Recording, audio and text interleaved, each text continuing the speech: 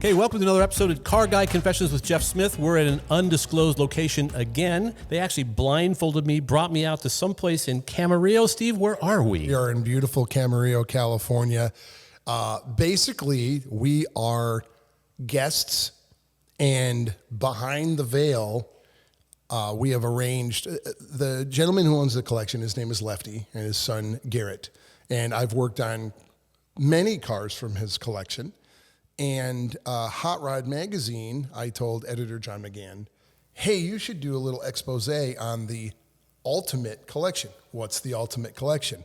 Well, this guy has big block SS cars, Z28s, Panteras, Vets, Cobras, Hemis, but drives and uses them.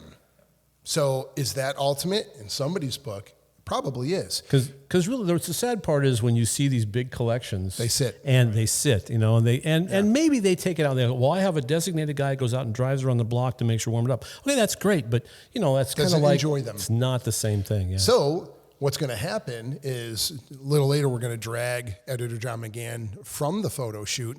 But what I asked him to do for that photo shoot is he's going to take each one of the cars out and drive them around and have his own impression, really? Which hasn't really happened, as you guys know, when you did, where editors, you usually don't have shoot access. The car, you learned about the car, you wrote the story, and that's it. Right. And the car's so gone. John's going to drive each one of the cars. I think he's chosen about 8 out of the guy's collection. Wow. And so in the feature later on, he'll give his feelings on each one of the cars. So that's going to be happening. So we're going to be literally backstage for a major shoot for Hot Rod Magazine, which these guys have been part of shoots like that, and I've been blessed to be available to that. But it's never really been shown before. So we're sabotaging John McGann's job. We're sneaking in. Don't tell anybody. That's what's going on. So we thought it'd be fun to do a field trip and come here. We're at Lefty's house right now, but he's got a separate location where the body of the vehicles are stored. Yes, the rest of the car aren't there. It's just the bodies. Funny guy. So we'll be seeing a little action going on and some other stuff, and I'm sure we're going to get a camera to show some of the cars out in the driveway and all. But so a pretty cool thing. So what I wanted to do with us being here for that is kind of centric on the discussion of photo shoots, of which you guys way outnumber me, but I've got plenty of my own. So I thought it'd be fun to talk about shoots that went way better than ever expected and some that were really horrible, probably. Oh yeah, and different stuff like that. And I've got some experience from the builder's side or the owner of the car side, but you guys have so much experience of setting it up and dealing with people or shoot locations, like because Jeff Smith is the first editor to put one of my little Tonka toys in a magazine. So my first real photo shoot was with him. You're like the one that pops into my head is oh man, Colorado? No, the killer car feature mistake, which was we were at, I think, the Street Machine Nationals. Yeah. So I don't remember now. I don't think it was probably. I want to say Springfield. 15? So this would have been 90s. You know, no, it would have been 80s, early 80s. Oh, so long time ago. And so I'm coordinating with my guys. We got them stashed in several places to go shoot cars away from the crowds and everything. And so I roll up in a truck at this time. We were because the fairgrounds were big enough that you could actually drive a truck around and not get stuck. And I'm in a hurry. I want to go check in with these guys, and I got to take off and go someplace else. And I drive up. Well, they had taken the fiberglass hood off this kid's like '66 Chevy 2 and laid it on the ground. So of course I rolled up in the truck, going crunch, drove right over this guy's hood. And it was like, well, you don't need that for the shoot. That's not good. So it's like I just looked at him and said, "I'm really sorry about that. I'll replace it." You know. Wow. And he goes, "You gonna paint it for me too?" I went, "No." I'm probably I never got a Christmas card from Never him. did. So no, I got some Shelby ones there. So one of my story came very early in my career. I was working at Hot Rod, and I had gone back to visit my father who lived on Long Island. There's a lot of personal stuff going on in there with regards to an illness, but I spent the week with him. And Leonard Emanuelson, who was my boss at the time, said, well, while you're back there, can you shoot a car feature? It's like, sure. Break the time out. I got a whole week, no problem. So my daily routine was to call Ted Zeus Fasteners. He had a Chevette. He had a Chevette that he had built out, and everything came apart. Of course, it was that was the magic quick disconnect. It was the magic quick. It was what it is, quarter turn. So this is, he had everything, battery cables, everything came off with a quick turn. So basically, here I am calling Ted, and Ted goes, "No problem, we'll set this up." Well, started on Sunday calling him. It was going to be Monday, and then Tuesday, Wednesday, Thursday. So Thursday, I told him, I said, "Ted, this is it. I'm on a plane Saturday. I'm on a plane Saturday. If you can't make this, we're not going to do this." So he goes, "No problem."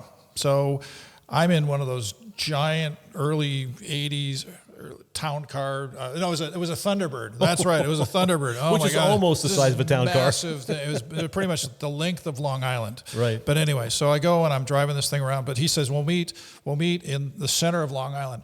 I did not realize that Long Island was aptly named. It is 1,000,000 miles to get to the end of Long Island. It seemed like forever. So I'm at Sands. My father lived in Sands Point, which is pretty close to the city, Port Washington.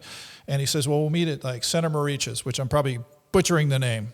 But anyway, that's about halfway through. And there's a drag strip that we can shoot this on. And I went, awesome. So we'll do this whole thing. So we go to the drag strip. I meet him at the drag strip, and he goes, drag strip's locked. And I'm going like, so Great. What do we do? What do we do? He says, well, I understand that the guy who has the keys to it is down at the bottom of Long Island, which is the shorter part, down at the bottom of the island, and you can just meet him in the marina, and he'll give you a set of keys to get into the deal. No problem. We go down there. The guy is, take a guess, on a boat in the middle of nowhere. So it's like, okay, well, this is a waste of time. So we go back up to the racetrack, and he goes, so what do you want to do? I said, well, I see a dirt patch right here next to the opening to this racetrack. Take it apart. And he goes, okay. So we lay this whole thing out all over the ground. And he's brought a ladder. So I've got this giant ladder. So he's got the Chevette laying out in this dirt patch. And every body panel is off it. Every body panel's off. It's just like, it's like one piston sitting there because everything else popped off. But anyway, at which point a huge throng of a biker gang came by. Oh, nice. And there are probably thousands of them from what I can tell. There's like this huge biker gang, and they're just coming, and they're like, I am, that Thunderbird isn't big enough right at this point. So I kind of like back up to they were the nicest guys. They just wanted to see the car. They let me shoot the photos, the whole bit. I still can't believe that feature, I wrote the feature and shot the deal, and it went in hot rod. I was like, it must have been the pull of Ted Zeus pulling this through, because this was not my finest hour, because I'm shooting a car in the dirt. So anyway, but it did run. I can reference that tonight. When was that? Got a clue? Because I'll go look it up so I can see the car. 81. 81? Yep. Right. A couple of weeks ago. Mark my words, I'm going to go check out. Go find it. I'll find that was only 40 years ago. That's 40 years ago. Yeah. Luckily for me, I have it. Yeah. Well, it's an hot rod. I got it. Well, that biker gang could not have been nicer, but they scared the living crap out of me. I'm like, we had a car feature deal one time, again at one of the nationals. I think it was in New York, and it was about ready to rain. It was getting dark. I had these two G bodies that were both black, and my photographer says, "Well, we have to wait till twilight to shoot these." I went, "Okay." And it's getting blacker by the moment. It's about known as sweet light. Yes. And I'm thinking, this is going to turn into, trying to shoot a piece of coal in a coal mine. You're not going to see anything. And he goes, trust me, it'll be beautiful. And I'm not trusting at all, right? And I'm thinking, this is not going to work. We're wasting our time.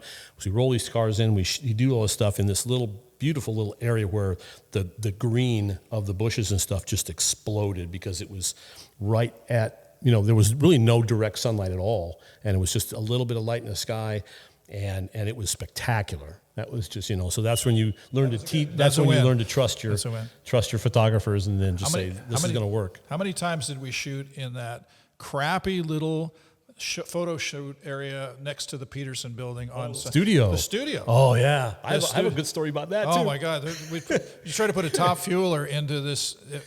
It was unbelievable. It was actually a sound stage that was part of the Howard Hughes deal. Howard Hughes owned this place. Peterson bought the building next door when we were at 8490, right. And you had to come down this which is there was Sunset an Boulevard. alleyway Yeah. that went almost vertical, and there was a little area here, and the motorcyclist guys were ensconced in this little brick or this little wooden building. Right. And then we had the studio next to it, and there was a little street that rolled into it, and it was all cut up with branches and stuff. It was just terrible.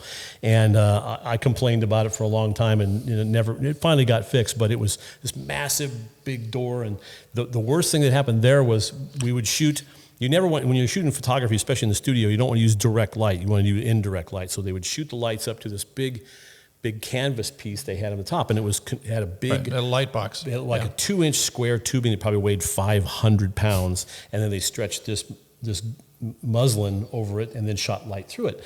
And you could also bounce lights off these big giant wooden stands. They were 8 feet high and probably 12 feet long, and they were heavy, and you could move them around. So luckily we had these 2 wooden things off to the side to bounce the light off into the car. And the photographer says, well, I've got this little electric winch that will lower this or tip it or do whatever. So he goes, I'm just going to grab it. And there was a cable that ran out to it. And this, like I said, this whole square rectangular thing probably weighed 500 pounds. And this was like a early light box. Yeah, a giant light box. Mm-hmm. And so he goes, well, I'm just going to go move the light. I'm going to tip it just a little bit. I think it'll look better. And I was like, okay. So I'm standing there, and he grabs a winch. No. You know what happened? He hit the button, and the cable broke. And the thing goes boom, like this. And luckily, we had positioned the walls so it caught it. And it didn't tip, and it didn't touch the car. And I looked at that, and I looked at him, and I went, you should go buy a Vegas ticket. Go to Vegas right now. And so we had to call the photo department and say, the cable just broke, and their life flashed before their eyes. And then we dodged that bullet. And then, so there have been other stories about shooting guns in there, where the rounds were hot for some reason, and it went through the wall and out across the alleyway and into the wall, into the Peterson building. Well, they had painted the floor. It was a cove. Every time you shot a car, you repainted the floor to match the color. So it was probably that thick with color. I always wanted to just like take, the kid deal where you put black over a bunch of other colors, and like you take a nail and you scratch it and it comes out. I was like, wonder what would show up out of that deal. Yeah, it would look like Walt Disney threw up because there would be 500 colors underneath it. Yeah, we shot a cover there at Carcraft, and it was funny because. Do you know Brandy Shuffles? Yeah. Brandy put it up there because it was scary for her, but she did a photo shoot where she was in my Pontiac, which I think was like an 85. And engine's coming up through the hood? What I had done is this is before Photoshop, I actually bought a brand new Pontiac hood and had Eddie Paul rip it apart. So it was like this exploding motor couldn't be contained. The power could not be contained. So this thing had to, so the motor, and we put a fake kind of motor in the middle there, and there was no engine in the car for real, obviously. But so Brandy offered to be the girl in the car, and it was like, well, who are we going to put for the guy? And you know who they used? Unfortunately, yes. And it's a very sad story because.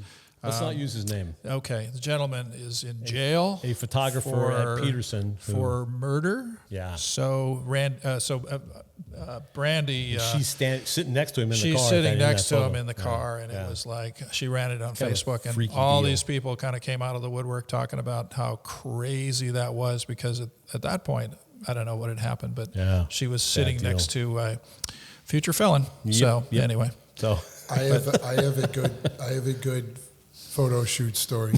Any felons involved? Well, we were the felons. You were the felons. Ooh, I've got a couple. Thinking of felons. I mean, I'll tell you the one. So we're shooting for Hot Rod. You guys are free and clear. This is long after your tenancy. Good. And the editor at the time, who will remain nameless, who is not the editor right now, said I had made it very clear in setting up this photo shoot that the car in question is very loud. It is aggressively loud. Don't worry about it. It's fine. I'm telling you right now, it's loud. Whatever. Okay. So we set up this shoot. We're out in the desert. We're up off of take Pear Blossom and go out in the kind of nowhere. There's It's just about an hour. Pear Blossom and go down to that down to that red light and you hang a right, like you're going to go to the back way to Vegas. Yes. Okay. So off there's a bunch of streets that go nowhere. And the photographer, who we will protect with nameless, he's innocent. It's just funny. So he finds through aerial, he finds a street that has a street that dead ends that goes to nowhere. So we're going to go up and down this street and do car to car and still, right? So we should probably interject at this point that in Los Angeles County, because of all the movie stuff, you have to have permits for everything. And it is really expensive if you don't have them. Yes, it is. So we're already illegal. So we unload the car out of the trailer. Truck and trailer leave. It's me in the car, the photographer, his assistant, photographer's van. Photographer wants to do car to car. Photographer climbs on roof of van. Photographer's assistant driving van. Not unusual. We've done this many times. Not unusual. Yeah. We are driving. Behind me is the main road. We are on this side road that someday it might be a road into a neighborhood or something, right? Yeah. But it is a nicely paved, brand new road, beautiful, but nothing but brush and nothing around us. And so we're driving, and I see in my rearview mirror a vehicle approaching. I can't tell what it is. The photographer is like this. Right. He's looking through his lens on me. Right. He's busy telling me closer, further, right, left. And I'm like going, oh man, some looky-loo dude's gonna pull up, and because that's not uncommon. Yeah. By the way, for those of you out there, if you see a photo shoot or a filming happening, don't go near it, because we have to stop what we're doing. Right. Sorry that sounds rude. Leave it alone. I usually wave my hands loudly, yell. So anyway, I'm seeing the vehicle approaching more, and it is a state trooper, from what I can tell. And I'm like, oh. And I'm trying to get his attention, the photographer, and he's like, I don't know what you're doing down there, but we're trying to shoot. Right. And I'm like, and I'm not kidding, this is what the photographer does.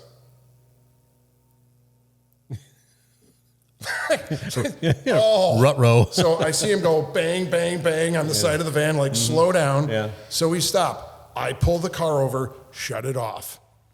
I watch the officer get out of the car and literally do the stand up, grab the belt buckle. I'm like, oh, we're so screwed. We're so screwed. Okay. So he walks up and he goes, gentlemen, good afternoon. I'm like, I say nothing. 10 and 2, I don't know anything. I got a car with like Texas plates on it, and he goes, well, now we are on an official road. So, and where he is, he's driving in the oncoming lane, even though there is no oncoming traffic. He goes, so we've got a vehicle on the wrong side of the road with a pedestrian on the roof, unsecured, because he had no belt or anything. Right. And he looks over and he goes, I'm not sure what this is. Point to the car. No. He goes, but I heard it from the highway. Nice. And I'm like, I knew it. Right. Yeah. So everything's cool. I get out of the car and I go, sir, would you like a tour around the car? I'm like going for broke. Right. And he's like, yeah, I'd like to see that. Right. So the ending has a good ending. One, he's got a brand new Challenger SRT at home. Oh, okay. Loved it. The car in question, by the way, is the NASCAR Fairlane that we did. Okay. Nice. He absolutely loved the car. Yep. And basically said, you have till X o'clock. You're doing still photography. I don't want to hear this thing again because I never was here. Right. And I'm not going to come back again.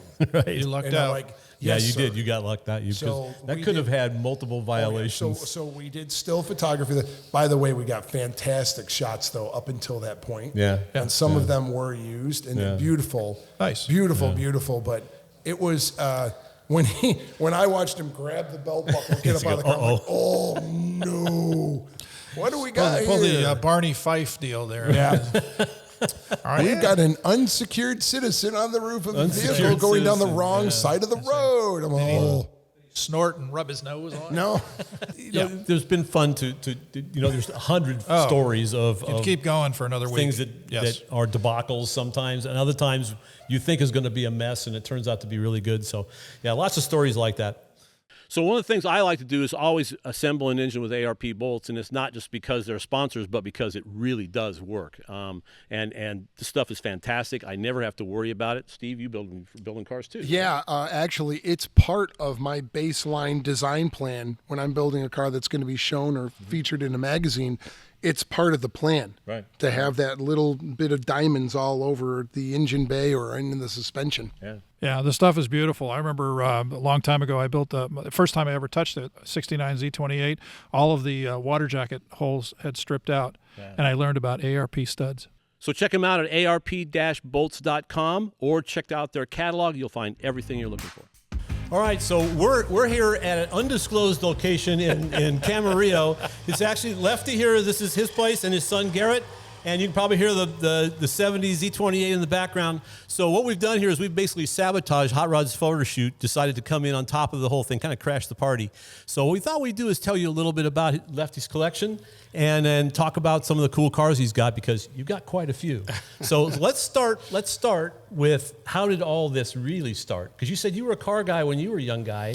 A little bit, not too much. I was more of a jock than I was into cars. But I did buy the Pantera behind us about 43 years ago. That was a car I said I would always want to have. Tell me quick that story. That's a good story. Well, I was riding my bike past Galpin Ford. I grew up in the San Fernando Valley. In the valley. And they had these steps that go up in front of their showroom, and they had a brand new Pantera sitting in front there. And I was with one of my friends. I said, one day I'm going to have one of those. And fortunately, I was pretty young when that opportunity came along, and that was my first car loan too. So this is your first loan? That was my first car loan. My dad had a co-sign for me, a $315 a month payment. Whoa. What year was this? This was 1976, 77. Yikes. Yeah. That's a pretty serious payment. It was, hey. It made me go to work. I mean, every nickel you earn goes into your car, right? My mom always told me that my first car, big block El Camino, a GTO, but she called it my gold-plated car because every nickel I made went into making the payments and the insurance payments. So I'm sure insurance wasn't easy on this thing either.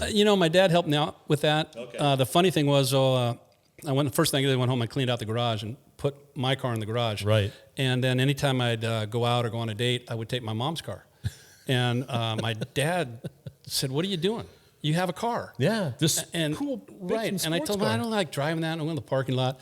And I said, "Well, I don't want you using your mother's car. Maybe you go get something to drive. A Volkswagen or this or that." So I did. Those days we had the newspaper. You're looking the paper for your ads and whatnot. Yeah. And I came home with a 1974 911 Porsche. Okay. And cleaned the other half of the garage out and put that in there. So Dad's lost his entire garage now. Yeah. He said, "That's fine. You worked for it. That's your money. Mm-hmm. But you're going to drive it. You're not driving your mom's car anymore." Right. Okay. So now let's fast forward a little bit. Garrett gets involved, and that's where all the collection kind of started from, right? It really did. Both of my boys were playing baseball. Garrett kind of lost interest, and I didn't know what to do to relate with him. Right. And he came home one day with a Hot Rod magazine and started asking me questions. So do you remember what issue it was? I do. I don't remember the. I don't remember the month or the year, but I do remember the cover was David Freiberger's Crusher Camaro, and it had when they had the 632 big block in it, and it was kind of pro touring. Right. That was the first issue. That was the first issue. Yeah, very cool. Very cool.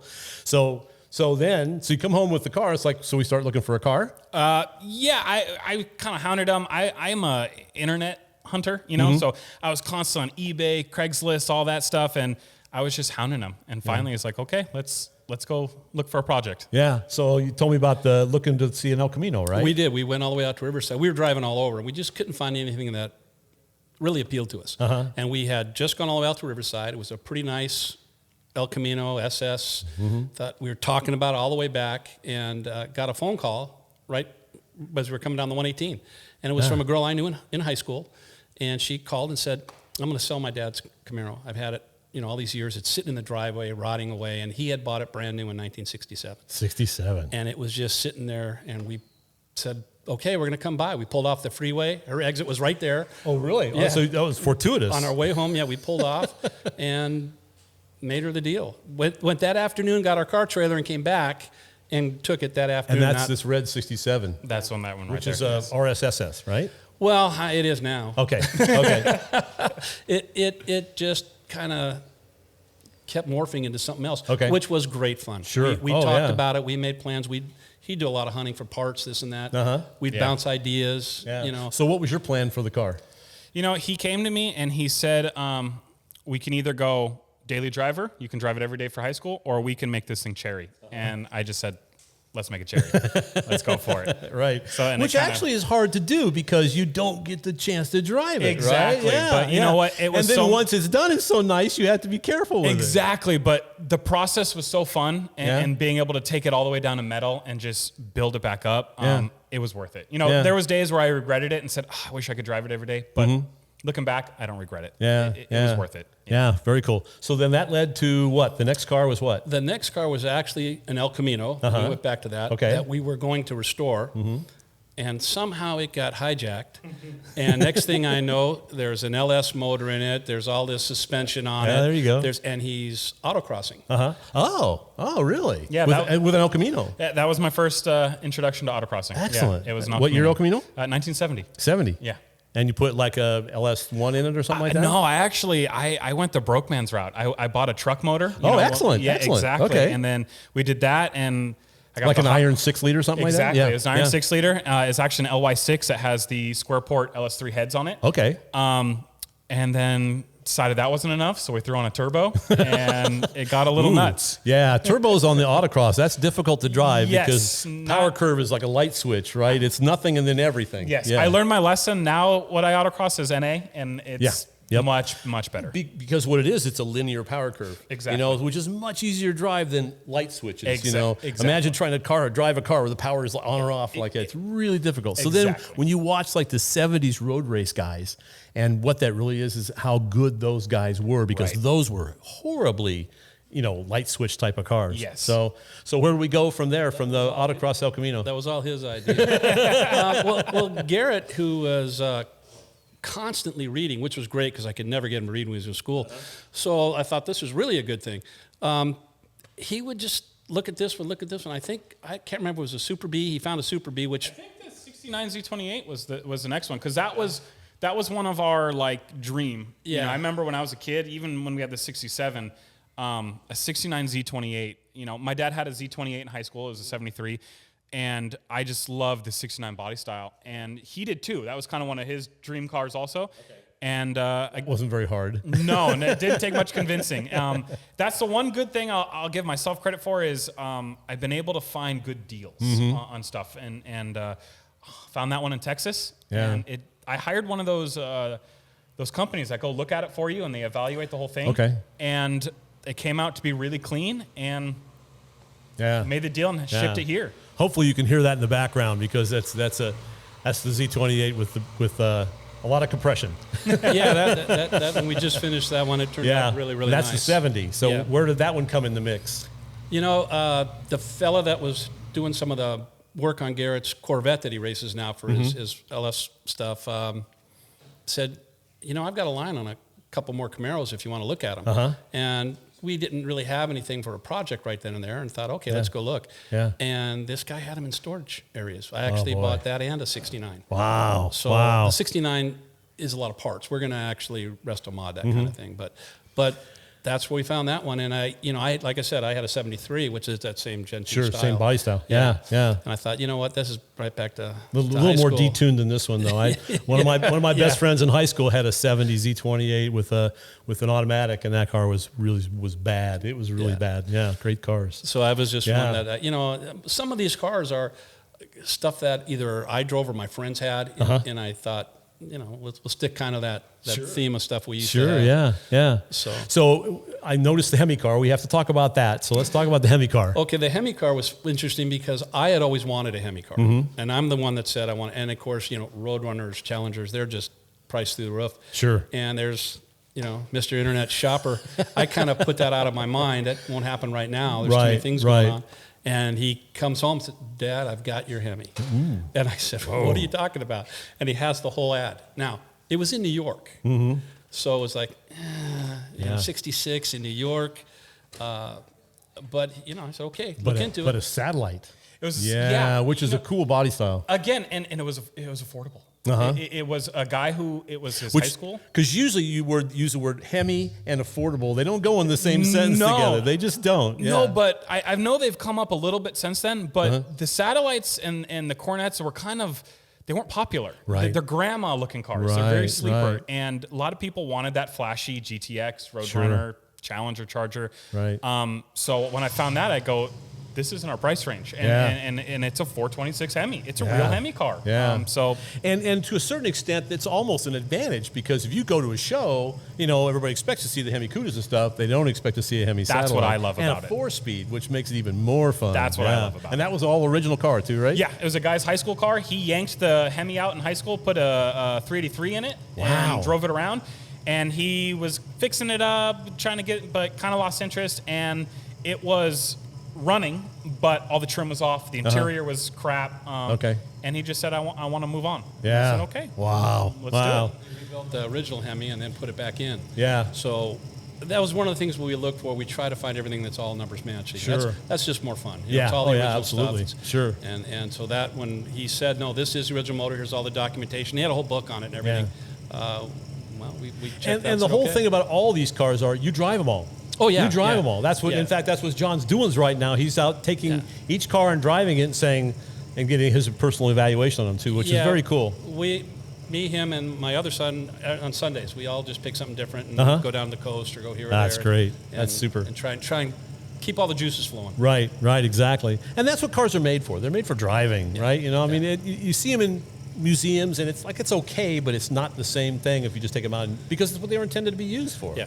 You gotta have fun. That's the fun of it. And it's so fun too when you're on the road and people you pull over somewhere or at a gas station or something like that, and people say, "I can't believe you drive this." My '65 El Camino has a Santini paint job on it, and I was at this little show one time, and this guy walks up and says, and points to this rock chip on my hood, and I thought, "Here it comes!" Right here's the. I can't believe you did this, And he goes, "You drive this?" I said, "Yeah, we drive the snot out of it." And he goes, "That's so great. This is such a pretty car, and yet you drive it." And I said, "Well, And then I talked Pete into fixing it. He hated it because. It had to be a custom, mix on the paint, but the whole thing, it was a lot of fun. So of all these ones, I'll ask you first, Garrett, what's your favorite? That's hard. Yeah. I'd say my favorite to go cruise around and drive in is probably that 69 Z28. It runs good. Yeah. And it's just it's a fun car. But I think if all had to disappear and I only could keep one. Yeah, if you can only keep one. My dad's Pantera. Yeah. It got me into cars. Really? It was the reason I'm into cars. It was always in the garage, and it's just really special to me. Yeah. It has that's cool. It has a place in my heart. That's cool. About you? The problem is, for me, that 67, the first one we did, that has a lot of kind of emotional value to me. That was something we did together. It was a lot of fun. When it just comes to driving them, well, truthfully, it's not here today, but a Ford GT. Okay, yeah. So that's just... Yeah, because these cars are, 50 years old or more, they're somewhat crude. My wife used to work for an attorney, and she comes home one day and says, my boss wants to buy a 440 Charger. 69, Right. It's like I started laughing because this guy's he drives a 7 Series BMW, really nice, whatever it was, Mercedes, whatever it was, I don't know, but high end car, right? Big attorney working for the studios, and I said, well, tell him that if he's want to buy one of these things, take it out and drive it first before he drives it, and don't just drive it around the block, drive it for half an hour or so because you're going to find out.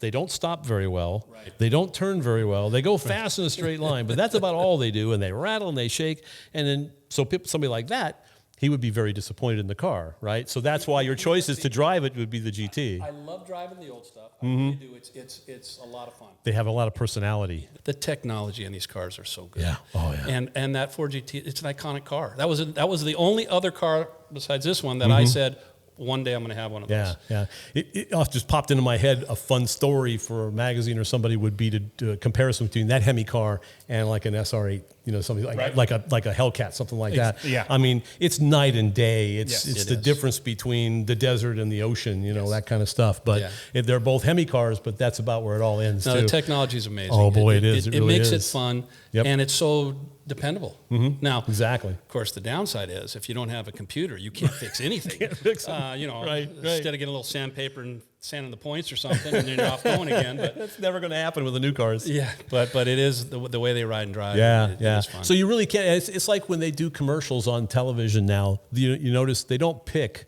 a electric car, something with no personality. You see it. It's like just watch some commercial. It was just on TV yesterday. It was about some ranch dressing, and the guy pulls up in this bright green. I think it's a 70. They snip it for like 2 seconds. It's like a 72 El Camino painted bright green. It's like, and I'm thinking, yeah, they don't pick a brand new EV car. They pick something with personality, with a. Something about cars, and I'm sure the sound is everything. Yes. If you don't have sound, Yeah, yeah. what the heck? A friend of mine once said electric cars they're fast, but they have no soul. You got that's it. it. There's Yep. nothing like an Yep. old V8. There's just nothing like that. Yep. So we're going to show some pictures of all these stuffs along the way, but we thought we'd just kind of give you a glimpse of what this is all about. It's a great collection. We'd like to thank one of our new sponsors, Granatelli Motorsports. We've known JR for a long time. Absolutely, Joe, yes. Yeah, I've known Comes from a very famous family. Yes, Turbine Indy cars come to mind. But, Yes, and his yes. father, Joe, was working on that as well. But JR, always innovative, comes up with a lot of engineering projects that turn into really interesting street projects. One of his latest is an electronic exhaust cutout that allows you to open the exhaust so you can hear the exhaust. There you Imagine go. that. Yeah, Imagine yeah. that. But there's You a can lot be of loud different, and obnoxious. Yes, exactly. And there are a lot of different sciences behind the how the exhausts open and close. There's guillotine, there's flapper doors, but this actually has a computer chip in it, and it actually is a one-touch deal. You touch it, opens. There's not like you have to hold it. Some of them you have to hold. Right. This one, it just wide open or closed because it's just a really nice piece, and it's typical of what happens with Granatelli Motorsports. The stuff that they build is top-notch. Yeah, absolutely. So go to granatellimotorsports.com and check them out. All right, we'd like to thank our advertiser, Aldan American. They've been around for 40 years doing coilover shock conversions for muscle cars, and they do a pretty good job, Steve. Do an awesome job. And interesting enough, first time I came to California, I met Frank Aldana, who's the guy who created the Aldan shock and a kind of a staple in the drag racing community. So I know they've been doing amazing stuff for a very long time. Yeah, it's really good stuff. They make shock absorbers, coilovers, and suspension kits for thousands of applications. You pick out your specific year and model, and they probably have a system for it. They design and test them in the USA. It's all American-made, racing, street performance, and vehicle-specific applications across the board. And also they hang their hat on the fact that they're bolt and go. There aren't a lot of modifications that have to happen. You buy them, you put them on, you go down the road. So check them out at Aldan American and see what they've got. The website? Yeah, AldanAmerican.com. AldanAmerican.com. That too. And you can use promo code CARGUY10 to get 10% off your order at aldanamerican.com. So that's a big black Cobra you're hearing in the background. Yeah, again, the Appalachian, New York farm kid in me is just like, pinching myself and driving Hemis and fuel-injected vets and big So that black should be Cobras. the introduction right there. There's your introduction. Now, we don't know how else. What better way to start, right? What better way to start than fire up a big block Cobra, right? So John McGann's here, editor of Hot Rod Magazine, Steve, and we commandeered his deal, so we're going to put him to work. So right off the bat, you've been driving his cars. Yes. Driving Garrett's cars. They're about to fire up the 60 Corvette. Yes.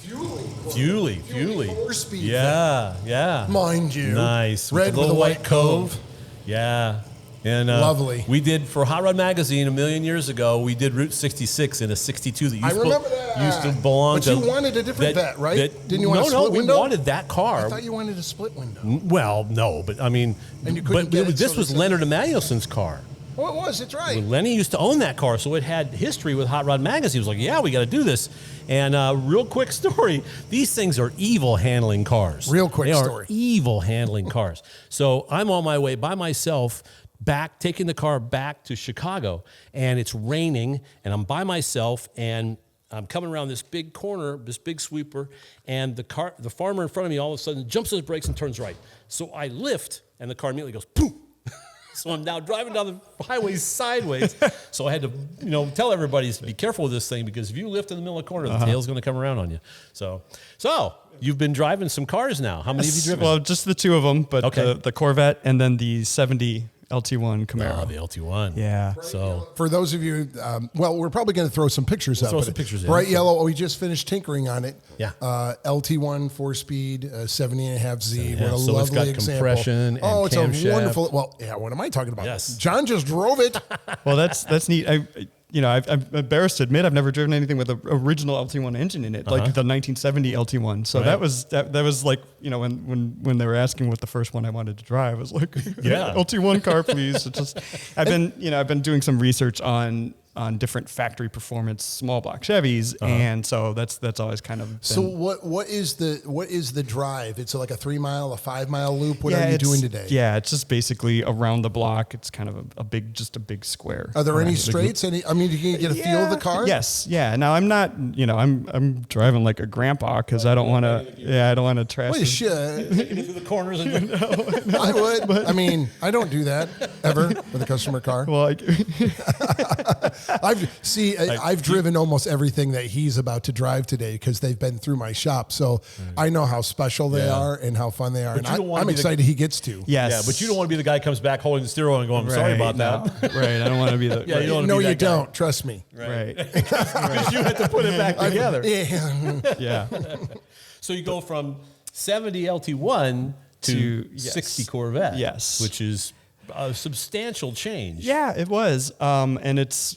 But yeah, it's subtle differences. But the way the gear shifter works, and I don't, they're probably, are they both Muncies in those cars? I mean, I would wonder. I would think that. I mean, the one felt like I don't know if it was a rock crusher, but the heavy duty. Okay, so M22 and the shifts like butter. Yes, so that's M20 it or is. 21. And you know what? That's because everything on that is worn in too. Nice linkage. It's just like linkages and bushing. What someone would say in a novel about your old Paris comfy slippers. Yeah, that thing drives like a car that's been nicely worn in. Yeah. And it's a fuelie too, and it minds its business. It actually runs like a little sweetie. Yeah, it's a very different world than in the Camaro. And next, you're going to drive the Hemi car. Yes, I'd like to drive the Satellite next. So, and again, you guys will see pictures. Soon. We should have let you drive the Hemi car first. So, and we're going to show you pictures of it. But the Hemi car is wonderfully unassuming. It's a medium green dog dish hubcap. Yeah, piece but it's got a Hemi and a 4-speed. Yeah, you just don't see it the coming. The neat part about that is that you don't see yourself every day and stuff like that. Where everybody else, all you hear about is Hemi Chargers, Hemi Cudas, things like that. Yeah. And the Satellite like that, it looks a little bit like your grandma drove to the grocery store. And there's a badge like this big that says Hemi. Right. That's about it. You got to stare at it to see what it even says. Yeah. And it's so cool that it's packing that kind of firepower. Yep. And stock steel wheels with dog dish hubcaps, which I think terrifyingly small tires. Yes, very, very small tires. Although a lot larger than like the original tires on a 66 Chevelle, which were 14s, which would be like this wide and made out of concrete, Right. So they were at least a little bit better than that, but still, And coming up yet to go, he's got a Honduras Maroon Z28 69. There's going to be a 69 SS396 4-speed Chevelle. There's a big block Cobra, which is we've had all of these we've had in the shop. That Cobra is hang on. That thing is a lot of fun. Woohoo! So it'll be interesting, and I wanted to do this with John and with the guys because I as far as I know, if something like this has never been done, where there's a major shoot going on for Hot Rod Magazine, and we are behind the curtain on it and talking to the editor while he's driving the cars and because you and Cam and John, all the times you guys have been editors, 99.999% of the times you've never driven the car. You take a photo or you have another photographer take the photos, you write the story, and that's that. Yep. So I love the idea of the editor experiencing each one of the cars and writing a little bit like, I thought this was cool or this was concerning or whatever. Yeah. And us especially with you and Cam's background, being able to talk with him about, well, how's the shoot going and that kind of thing. It's a neat window because later on, years down the road, when this goes in ink, when it's in print, it's captured today, which is really, really neat. Or to weirdos like me, I think it's really, really neat because I'm still the fanboy. I love the stuff in the magazines. Yeah. I love print. There, I said it. Okay, Nothing wrong with that. No, nothing wrong with it at all. So, so what one do you think that you haven't driven so far? Is there any angst or any, or just come as it goes and? Yeah, I mean, I might be a little wary of the Cobra just because that's a fast car. It sounds radical. It's it's a fast car. Yeah. So I might save that one to last. Yeah, it's probably 2,600 pounds, something like that. It's probably like 26 pounds or something like that. Yeah, right. At least it's got decent tires on it. He's got some big old stickies on it. It'll hold, but you'll enjoy. You should squeeze the throttle a couple times on that. Definitely. It's fun to make your eyes go. Go. Yeah. What you know what? While we've got you here, since you are the esteemed editor of Hot Rod Magazine, so what's going to be coming? Looking down the rest of the year, what's going to be coming down in the pike? Anything for guys to look forward to? Because this will get aired probably about a month from now or so, a couple of weeks. So looking down the crystal ball, I know an Oldsmobile that might be in the page. Yes, well, actually, I can reveal to the world and to you right now, Steve, that's going to be in our July issue. I mean, that's good. Yes. Yeah. His 64 F85 is going to be featured in. Very cool. Very nice car. So very nice. So they're doing charity work, is what she said. But yeah, Giving alms to the poor. That'll be July. August issue, something that we're working on for. It's sort of an internal project that the company's been doing we're going to be featuring. And then, I don't know, down the road, I'm excited because Power Tour and Drag Week are back after being canceled. All right. Excellent. I like you've been focusing. I think you've been taking a page from his playbook. Some more how-tos. Yes. Work on this, hands on the vehicle, learn about this and that. Yeah. Educating the guy at home working on the car. Yeah, I know that hasn't been traditionally in hot rod for the last several years, but since Carcraft is gone and a lot of the other hands-on magazines, but hot rod should be passed hands-on down to you. book. I mean, you almost have to. Yeah. Yeah. Well, and I also do the cover archive section of the magazine, which is kind of like a new staffer's job to do, but I do that now every month. Right. But looking back, I was like the era of hot rod where it said everybody's car magazine. That was the tagline for the magazine. And that's kind of how I'm just, now that I can kind of do whatever I want and I'm not stepping on any other title's territory, I can include all of that stuff that I think is... And you're a hands-on guy. Yeah, you did a lot of that tech stuff when we were at Carcraft together. Yeah, yeah. I'm not the best, but it doesn't matter. I mean, it's just the fact that you do it because too many times there were editors who weren't, and they never had an appreciation. I don't feel like they ever had an appreciation for that, but yet, and it comes through. I mean, I think the readers are really smart, and they figure it out that they'll know if you're hands-on as a hands-on guy. Yes. Yeah. And here's a nice hand-me-down story, a little awe moment. Jeff's Project Jake pickup truck that has how many hundreds of thousands of miles now, John? 398,000 miles. 398,000 miles. 400 is the pickup truck that you see John tinkering on, and we did a little drawing for it, which I'm still trying to talk him into doing the modifications for on the Sketchpad thing for last time. So that's kind of cool. So Jeff's project truck that he did stories and how-tos with has now been continued on through John, still doing how-tos and then just to draw that circle back around again, the original deal was Jake and Elwood. Right. And my friend Tim Moore, who passed away, he had the Elwood truck, right? The one that he actually had painted orange. Mine went silver. Yeah. Well, I helped his sister. When Tim passed away, Tim had built a really nice little GT40, Roaring 40s, beautiful car. To call it a kit car is really a major disservice. Yeah. My friend Jay Jones bought the car, and so in the process of bringing those two parties together, Tim's sister said, "What would you like?" And I said, "Tim's 93."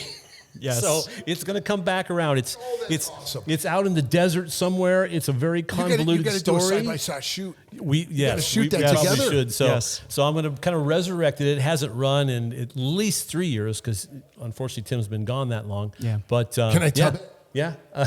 Can we back at that? Well, we're eventually gonna get it back on the road. So maybe sometime there'll be a little opportunity for Jake and Elwood to that's do so a revisit. cool. I would love I that. actually talked to Tim into. I found this photo the other day. I went out and bought 2 pork pie hats, and we put Sure, yeah, you did I the- put a pillow under my shirt, and we did Jake and Elwood dressed up. One of the rare times that I got Tim to actually dress up.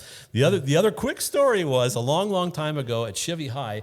We did a whole series of engines. We called them different things, and we had a big block Chevy, so we called it Frankenrat.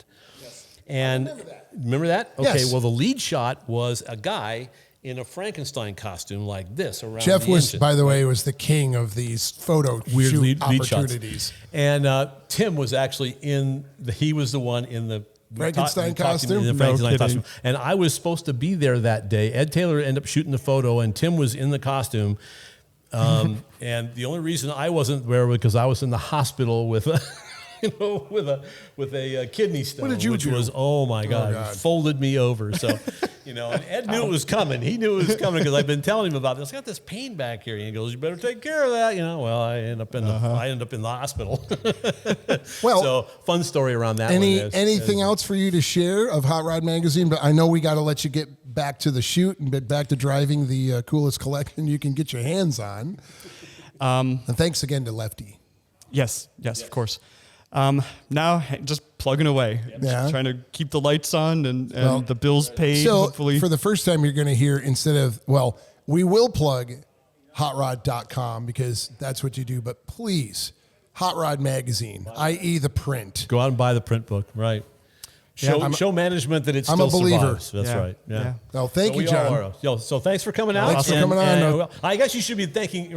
We should be. I don't know. We should be thanking you, or you should be thanking us. How's that work? No. But Either way. this is a lot of fun. This is a lot of fun hearing Garrett's stories and Lefty stories. Yeah, great you know, father and son. Fantastic story. So I'm looking forward to seeing it in Hot Rod Magazine. So check it out. When it goes on sale. nice. Yeah, I'll probably put this in somewhere around October, November issue this year. So Yeah. All So righty. look for it. Yeah. Excellent. Thank you, John. Go back to cruising the cars. Thanks. thanks. And with ARP, it's not just a lot of intake manifolds, studs for heads, but they also have a humongous selection of American and metric that we use all throughout the car, even large bolts that we use on the suspension components because you want that same strength, that same durability and reliability, plus the beautiful looks. And stuff outside the catalog. Right. They have a special order program where if you're a builder and you need some special stuff made, they can do that for you. So it's an amazing, amazing company to work with. So check them out at arp-bolts.com or check out their catalog. You'll find everything you're looking for. Okay, so this has been fun. This has been heaven for a car guy to come out here and talk cars with a bunch of people that own a wide selection of different cars. It's not all Corvairs or something like that. It's an eclectic bunch of cars and stuff that we all love. Are the Corvettes? Corvairs are coming? The Corvette. Could be. Why did you tell me? I have a hidden little thing for Corvairs. You do? I don't really know why. A hidden little thing. Got to get a stinger. It's like something. Got to get one of those A stingers. stinger would be fun. A Stinger would be fun. Kids that don't know what that is, look it up. Yep. Well, 90, First car by Yenko, right? First thing by Yenko. Yes. So Sure anyway, was. no stingers here today, but No. a lot of fun, and we kind of bombed on Hot Rod's deal here. Yeah, we we kind of did. barged in and Yep. took control, which was fun. But John's a great guy, That's right. and thank him for helping us out with all this stuff, bet. and get a chance to talk to Lefty and to his son Garrett, Right. and just a lot of fun. And so And we're going to pack this up, and then they're going to put cars here in the garage Right. and cars in the driveway and do the sweet light, wait for sundown to have Yep. the big shoot with all the cars. So it's going to be really cool. And, of course, look for that in an upcoming issue of Hot Rod Magazine. That's And right. it'll be on hotrod.com and all the usual places. Yes, I understand that Lefty told me that you could have the Pantera because this ran so well. Good. Yes, I'll right. take the Pantera. But you, you can take it home tonight. Yeah, sure. the rock group. Sure. Okay. So thank you very much for watching again. Yeah, this has Yes. been fun, Very and good. stick with us, man, because we're having lots of fun, and we're going to keep doing it.